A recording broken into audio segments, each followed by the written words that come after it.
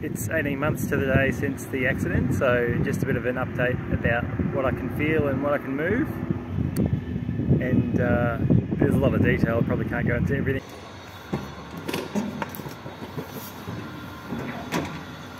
I'm actually alternating here between right and left legs, but the left side is dominant for pretty much everything, just the way the injury was. Trying to kick my leg forward and bring the knee up to the chest for the left, then the right side. You should use brakes on the wheelchair when doing transfers, but I hold the wheelchair there and most of the time I don't use it, and I like it that way. You can move the wheelchair around if you need to. I was more worried about sitting on hard surfaces than I am now, but I still like to get a cushion when I can. Yeah, the bones push on the same area of skin, but I think there's maybe a tiny bit more muscle there now with the tiny bit of muscle regeneration, so a bit of a softer pad to sit on. But yeah, the cushion's still good. You can't be too careful with the skin injuries. I picked a place where the sand is nice and high behind me in case I fall back, because I'm worried about my legs lifting up. They're not quite as heavy. Like, I guess that's most of the weight that I've lost, just over 10 kilos, is from the legs, I'd say.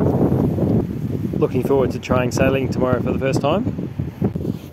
So the most annoying thing about doing all these kind of transfers is when I'm moving around and lifting my body weight, it puts pressure on my bladder and there's nothing to stop it just leaking out slowly, so I have to have a leak protection thing. So yeah, that's the main drama. Like, say, getting on a bus, I could do it with my arms, but yeah, it's the real problem is little leaks. This is how I go to bed. I flip one leg over the other and I pretty much sort of lie on my belly, although the top half of my body is a bit more upright or on its side, and that way I can sort of straighten out my body.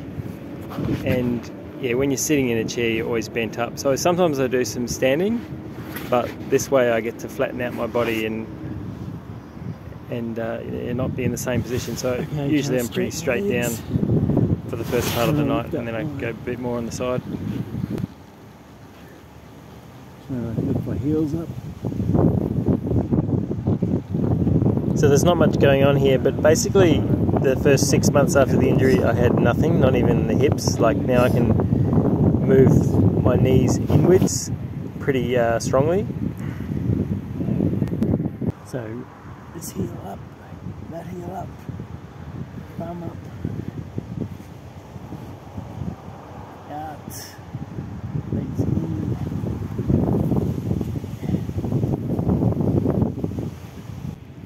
So this is inspired by my nephew, who I think he was about 4 months old, was just sort of jabbing his legs around in seemingly random directions, which is great for getting your muscles built up when you're growing and you haven't learned how to walk yet. So yeah, sometimes I do that because it's hard to think of moving all the muscles, so if you just sort of move them all randomly, maybe you get some.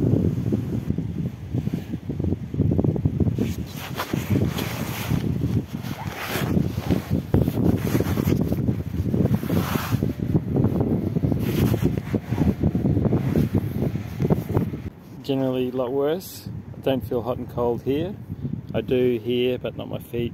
Here and here I feel hot and cold as well, and the touch is a lot better on this side, especially the inside here, even like tiny way towards the groin I feel, but like in the groin I don't. But yeah, like here I can feel hairs, here I can feel, here I can feel, here not really, especially if someone else is doing it.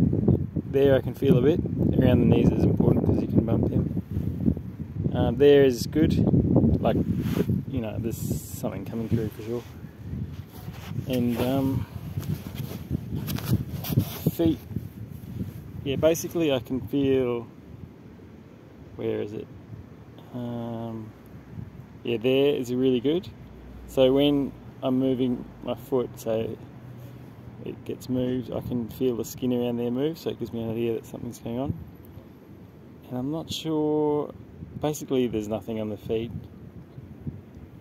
but I wasn't sure if I felt something really vaguely around here the other day. There I feel it, but that's, yeah, this is connected to, like, it's this part here that I'm feeling, so yeah. Yeah, feet and groin is generally nothing. Although on the left side of the groin, as I said, it's a bit different. And so this foot's pretty much the same. Don't really feel anything there. Sometimes I still like to massage my feet, not often enough though. I gave them a wash in the shower, but I often just have them sitting outside the shower. Yeah, so they don't get that every day.